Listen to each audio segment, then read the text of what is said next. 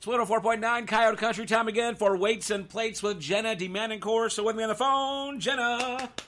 Hi, hello. Good morning. Good morning to you too. How are you? I'm good. I'm sorry we didn't get to this on Wednesday like we should have, but I was a little under the weather and everything kind of crazy. So yeah, let's get in on this today. What's going on? What you got with Weights and Plates? Tell me some health tips, some exercise, or some news on how to take care of myself. Yeah. Okay. So a lot of my clients come in and they ask me for advice on what diet is right for them. And diet is very individual. What works for one person may not work for another. So you always kind of have to stick with something for a short or an amount of time to see if you get good changes. Slow change is still progress, so I would stick with it. However, I wanted to talk about the keto diet. I know a lot of people have heard about it, but some people don't know exactly what it is. Mm-hmm. So I wanted to touch on that. So keto is short for ketogenic. The diet was actually developed in the 1920s by doctors for patients with epilepsy to reduce the amount of seizures that they were having. And a byproduct of this was, yes, it was reducing their seizures, but it was also allowing the patients to lose incredible amount of weight. So through time, it got into the hands of Americans, and they decided they were going to stick with this keto diet. And it's great. In essence, what you're doing is you're going to increase your fat to a high percentage, about 80% of your diet, with a moderate amount of protein and very low carb. But what a lot of people don't understand is keto is actually a very expensive diet to go on, and the reason for that is the meats that you're buying should be grass-fed, organic, etc., and you're going to be eating a lot of high-quality fats like avocado and nuts and oils, and that can get pretty pricey. Uh-huh.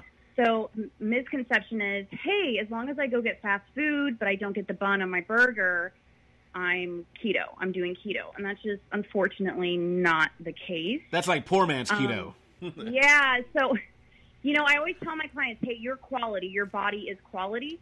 So quality in gets quality out. You don't want to cut corners with this. But the other thing is, if you take away all the carbs, the idea behind keto is your body uses carbohydrates as a source of fuel. So if you remove the carbohydrates from your body uses fat as fuel. Uh-huh. And so what happens is people just lose incredible amounts of weight really quickly, which is awesome.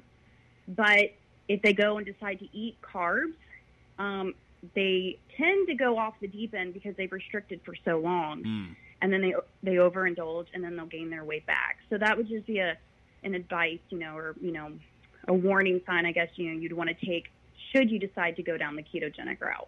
Well, tell me this now, because keto is kind of the thing now. It's very now right now. Do you say? I mean, I'm sure you'll be doing this, what you're doing, in years to come. Would you say this is kind of a fad, or do you think it will go down in history as a fad diet? Do you think that there will be research done and someone go, "Oh my Lord, no! What were we thinking?"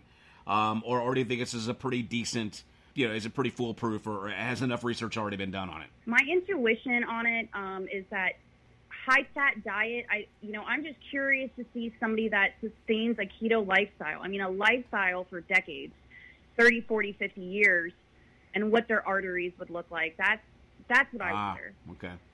So, I mean, I can't imagine putting a whole bunch of fat, like 80% of your diet of fat into your body is healthy for a sustained amount of time.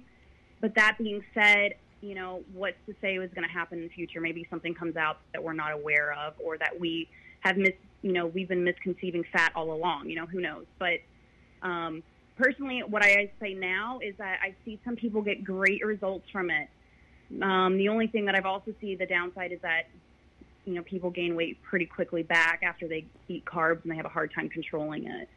So I prefer to have a moderate diet.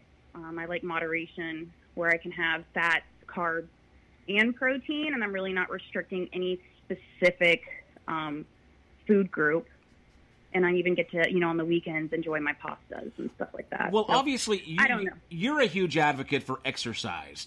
Now, would you say that this keto and a diet, where it's kind of a fast weight loss, like I said, it sounds kind of gimmicky. I'm not doing it. I'm not trying to be a hater. But would you say that maybe it undermines the concept of exercise also? No, I think in general, The general rule for success when it comes to being and having a healthier lifestyle is going to be diet and exercise paired together.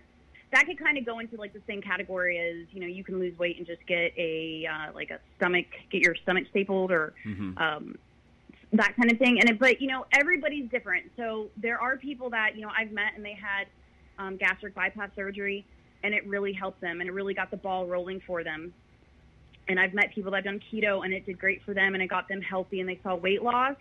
A lot of people need weight loss first before they go into the gym. Okay. Like I've seen that happen before with some people, and it's just very individual. So I don't necessarily knock anything. I'm not a big supporter of keto, but then again, if my clients are like, this is what I'm doing, it's like, okay, I support you. Let's figure out how to do this the right way, though. Well, I guess what I'm asking is do most people that support, advocate keto, are they also pushing, you know, regular exercise, or are they just stressing the diet?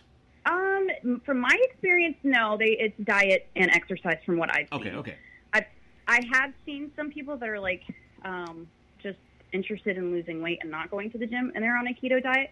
But I wouldn't say that's necessarily just keto advocates. Okay. No. Yeah. Well, all right. Well, you know what? I've always been kind of interested in that whole keto thing, too. So, hey, thanks for the clarification on that. What do you got going on in town for weights and plates? Well, weights and plates, we've actually limited to 100 plates a week.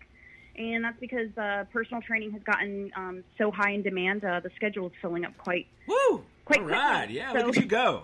Yeah, so that's great news. But unfortunately, it's on a first-come, first-served basis. So if I have I put the order out and somebody goes ahead and places the order before we reach the 100, they'll get meals for the week.